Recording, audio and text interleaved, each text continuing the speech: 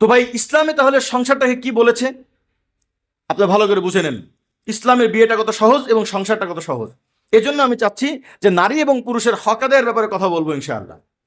অনেক ভাই আছে লাখ টাকা খরচ করার পরে মনে করে কি, ভাই আমি মনে হয় হক আদায় করতে পারতেছি না হুজুর, ভাই এক বউ কে চালাইতে পারতেছি না হুজুর, আমার 2 ডাবল হুজুরের ইনকাম আমি জানি, কিন্তু হুজুর কয় যে মামুন ভাই আরেকটু প্রস্তুতির দরকার। আবার কোন নারীরাও অনেকে প্রস্তাব দিয়েছে, এগুলো হবেই, তো কয় আরেকটু স্বাবলম্বী হই। মোহতারাম হাজির, অনেকে এসে আমাদেরকে বলে, আমরাও বলি, কেন ভাই 40,000 টাকা ইনকাম করে তারপরেও সে 2টা বিবাহ করার সাহস করে না, ভাই একটা বই তো চলতেছে না, 2টা আমি কিভাবে চালাবো। অথচ দেখেন নবী করিম সাল্লাল্লাহু আলাইহি ওয়াসাল্লাম 2.5 মাস পেটে, 2.5 মাস চুলা জ্বলতো না, বউ ছিল কয়টা? 9টা।